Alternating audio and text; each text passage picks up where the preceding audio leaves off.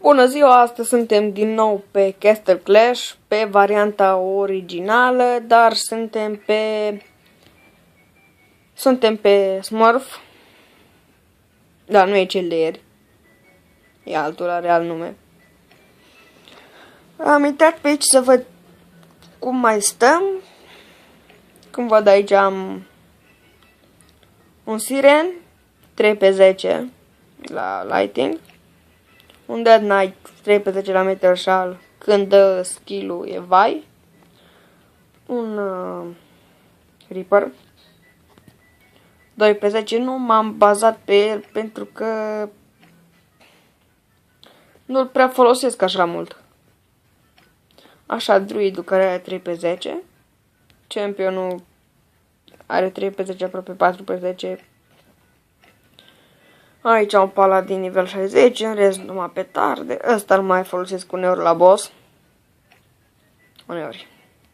Sharduri avem 70, cumpărăm două din astea. Băgăm aici.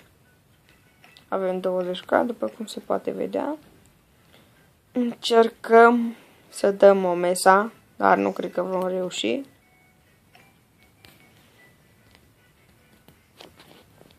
Pentru că mulți ies, da, nu le convine, că, da, uitați. Nu le convine că sunt cu eroi așa mici în echipă și pur și simplu ies. Am fost în echipă cu 2 de 160 la M1 și eu ieșit. Da, cu 2 PD de 160 n-ai cum să faci M1. Cu un Sire, cu un Dead Knight nu poți face așa ceva. Da, pe asta e lumea proastă. Da, ce să le faci? Da, acum aia 2 nu vin. De măcar are vreun PD. Da. Haideți, mă. Ăla are Warlock și Ares, dar nu are PD. Dacă ei nu se pun aici, cum eu stau cu încă unul aici și ei stau acolo. Nici o logică, nici măcar nu pot să faci. Da. Bine, băieții. Haideți. Acum, ce nu vă convine? Haideți. Da. Hobby kill. Are vreun PD dacă nu să ies. Da. Da. Da.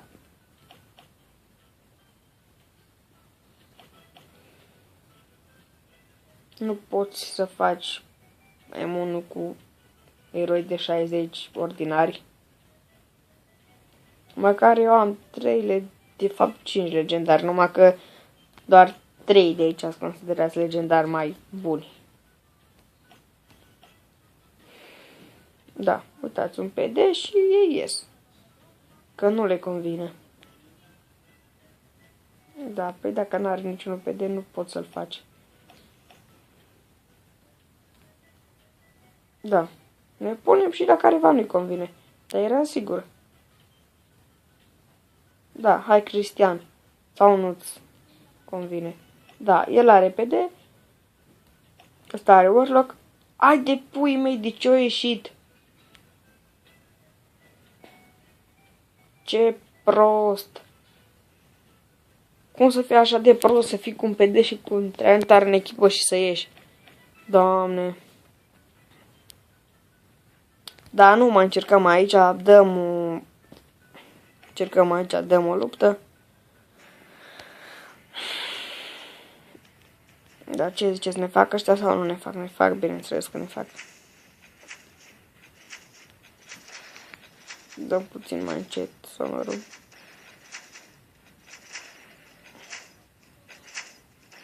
Dar și când se activează ăștia 3 tot. Am murit. Ha, vai de pui mei. Nu aveam șanse. Mai dăm. Da, cu Thundergard nu putem iară. Eventual un champion. Am ghicit.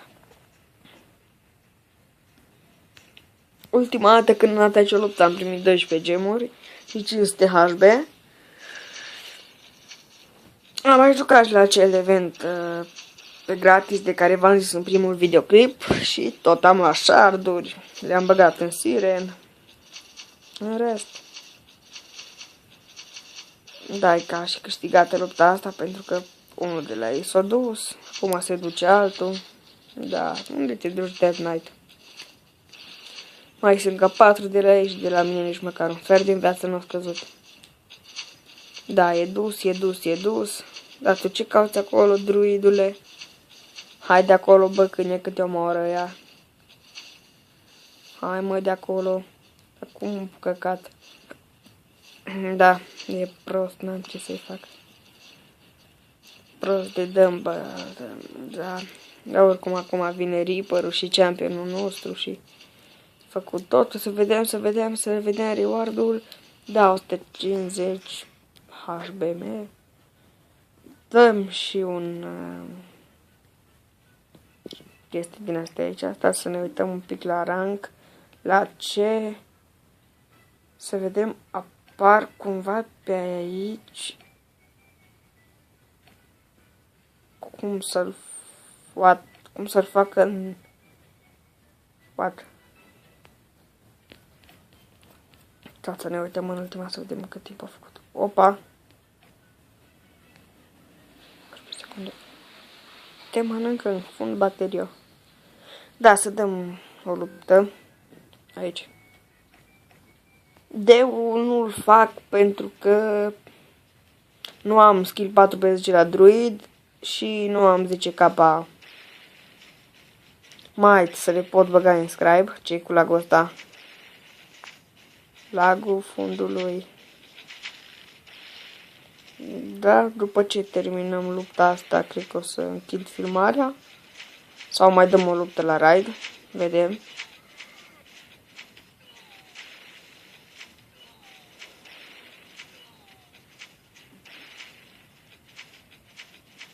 Se descurcă destul de bine. Cel mai... mi place foarte mult Siren cum dă. Părerea mea că e foarte ok. Și când dă și skill-ul ăla, atacă 3 persoane și cred că le dă și stun. Da, cred că Reaper-ul moare tura asta. Nu știu, așa mi se pare mie. Nu moare nimeni. Da, acum să termină ăștia de bătut. Bine. Da, mă nervează. Păi. Atacă-i, dă-le în gură. Sincer, o să mai dureze, adică nu sincer, cred că o să mai dureze vreo săptămână sau două până o să fac 10k. Sau poate chiar mai mult până o să fac 10k might. Da, ne uităm așa că e mai ok.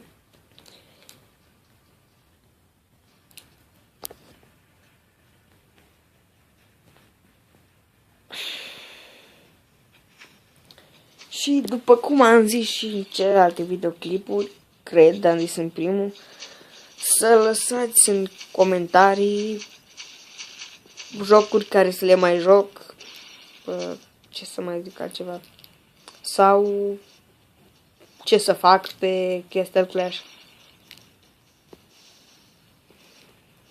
Poate să împrumut un cont să dăm o mesa mai mare, o mesa 4, sau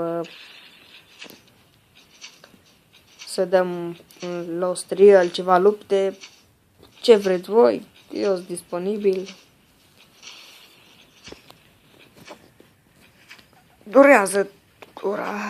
Durează mult, adică destul de mult o chestie din asta, o luptă aici, dar reward destul de bunicel. La C5 când termin lupta acolo la bonus reward îmi dă, dacă îmi dă experiență îmi dă 12k experiență, bine, depinde, mai variază, ca și Golden 250k și ca mana la fel. Acum eu zic că este o sursă de bani destul de bună. Adică zic așa, ocazional, pentru că nu poți doar la 2 ori să faci o luptă. Dar sper să nu distrugă Town Hall-ul. Da. Mi-a dat experiență și acum lupta finală. Da, Druid, du-te primul. Du-te, Dică, du-te. Stanu, Dică, Stanu. Prostanu. Da, Stanu, Dead Knight, bine acolo. Da, așa că destul de ok. Dead Knight-ul când își dă skill-ul a murit championul. Da, deci va scădea de la 6k până la 12k. Mai luăm de aici un din ăsta și un din ăsta. Mai băgăm în Siren. Opa, și asta. Și cam atât cu videoclipul acesta, că nu vreau să-l mai lungesc. În rest, o să mai dau upgrade-uri pe aici. Sper să prind de la cineva internet la țară ca să mai pot intra pe joc. Imediat ajung aici la SHK, adică Special Hero Card. Să o deschid să vedem ce pică. Cam atât cu videoclipul acesta.